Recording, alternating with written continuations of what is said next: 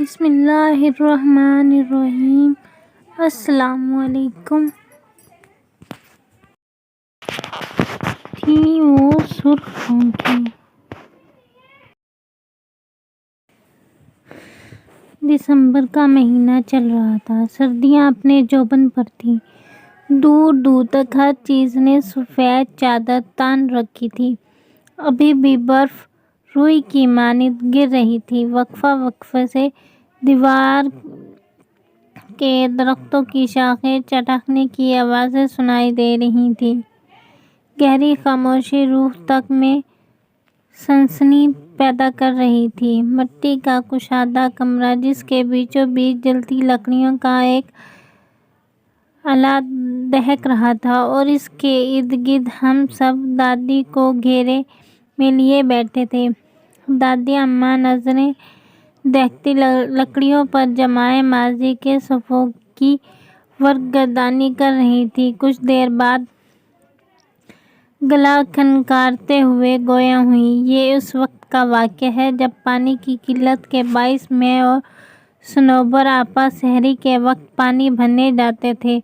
صنوبر آپا مجھ سے عمر میں کافی بڑی تھیں۔ صنوبر آپا کبھی اذان سے پہلے اور کبھی اذان کے فوراً بعد پانی بھرنے کے برتن لیے آتی اور ہمارے گھر کی دیوار پر برتن سے ضربیں لگاتی۔ چونکہ میرا بستر دیوار کے ساتھ ہوتا اس لیے میں فوراً اٹھ جاتی، اپنے برتن اٹھاتی اور باہر آ جاتی۔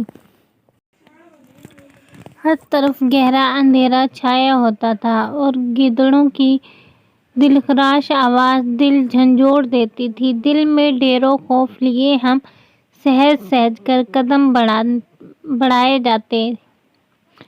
گھر تو چونکہ اس زمانے میں اکا دکا ہی موجود ہوتے تھے اور ہمیں پانی لانے کے لیے طویل مسافت طے کرنی پڑتی تھی۔ جھاڑیوں میں تھوڑی سی ہلچل ہوتی تو ہمارا دل اچھل کر حلق میں آن پہنچتا۔ صنوبر آپا کافی مضبوط اعصاب کی مالک تھیں، جبکہ میں کافی ڈرپوک واقع ہوئی تھی۔ پانی لانا میری مجبوری تھی، کیونکہ گھر میں ایک بوڑھی ساس تھی اور 3 بچے، میری ایک بیٹی اور 2 بیٹے۔ شوہر تو روزی روٹی کمانے کے سلسلے میں باہر نکلتے تو مہینوں بعد ہی واپس لوٹتے تھے۔ آگے آگے صنوبر آپا ہوتی تھیں، جبکہ پیچھے میں ہوتی تھی، اور کبھی کبھار تو مجھے واضح محسوس ہوتا تھا کہ میرے پیچھے کوئی اور بھی چلتا آ رہا ہے۔ اپنے پیچھے اٹھائے جانے والے قدموں کی آواز میں بخوبی سنتی تھی، لیکن مجھے صنوبر آپا ہمیشہ نصیحت کرتی تھیں کہ کبھی کسی چیز کے پیچھے نہ جانا چاہیے، تم کچھ بھی دیکھ لو اور کبھی پیچھے مڑ کر نہیں دیکھنا چاہیے، تمہیں کچھ بھی ہو سنائی دے رہا ہو۔ میں نے ان کی بات کو دل پر نقش کر دیا۔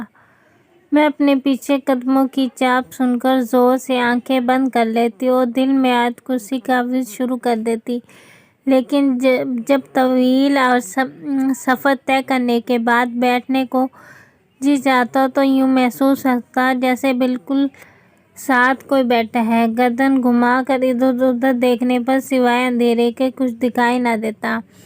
ہمارا روز کا آنا جانا تھا۔ ایک روز مجھے آواز آئی کہ دیوار پر ضربیں ماری جا رہی ہیں۔ میں اٹھی، اپنے برتن اٹھائے، لیکن گہرا اندھیرا دیکھ کر ٹھٹک کر رک گئی۔ مجھے یوں محسوس ہو رہا تھا جیسے آدھی رات کا وقت ہو۔ میں باہر گئی تو دیکھا صنوبر آپا کا دور دور تک کوئی نام و نشان نہیں تھا۔ میں یہ سمجھ کر قدم رستے پر ڈال دیے کہ وہ زیادہ دور نہیں ہوں گی اور میں ان تک پہنچ جاؤں گی۔ گیدڑوں کی آوازیں پل بھر کو میرے قدم ساکت کر دیتی تھیں۔ میں نے بھاگنا شروع کر دیا، لیکن میں ان تک پہنچ نہیں سکی۔ بگڑے تنفس کے ساتھ میں نے مسافت طے کی اور جائے وقوع پہنچ کر میرے اندر تک سنسنی دوڑ گئی۔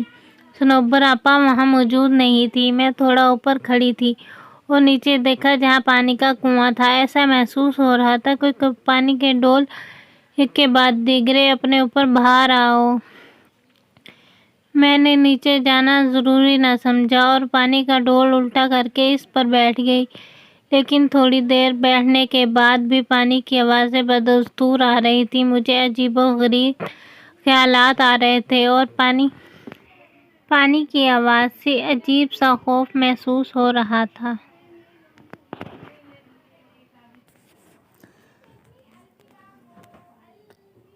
اپنے پیچھے کسی کو محسوس کیا تو میرے جسم پر کپکپی طاری ہو گئی۔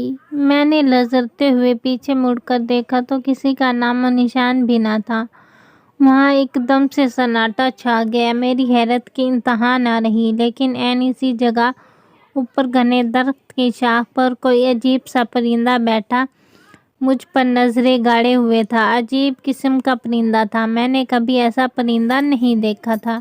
اس کا سارا بدن کالے بالوں سے بھرا ہوا تھا اور اس کی سرخ آنکھیں دیکھ کر میں نے دہشت کے مارے بھاگنا شروع کر دیا۔ آیت کرسی کا ورد میری زبان پر جاری تھا اور میری آنکھیں آنسوؤں سے لبریز تھیں۔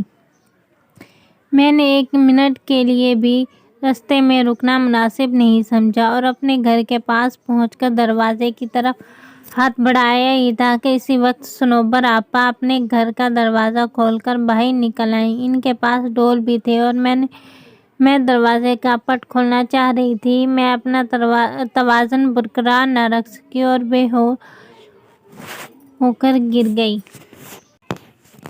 میں نے پانی کے لیے آواز دی تو سب لپک آئے۔ تھوڑی طبیعت بحال ہونے پر معلوم ہوا کہ آج چوتھا روزہ تھا اور میں مسلسل بے ہوشی کی حالت میں تھی۔ میں نے اس روز کا واقعہ سب کے گوش گزار کیا تو صنوبر آپا ماتھا پیٹ کے رہ گئی اور بولی، جیسا تم کہہ رہی ہو یہ درست ہے تو ہم اس کو معجزہ ہی سمجھیں گے کہ تم زندہ سلامت لوٹ آئی ہو۔ میں نے رب کا شکر ادا کیا۔ آج بھی بدن پر سنسنی طاری ہو جاتی ہے جب کبھی اس پانی کی آواز اور اس عجیب و غریب پرندے کے بالوں بھرا جسم آنکھوں کے سامنے آ جائے۔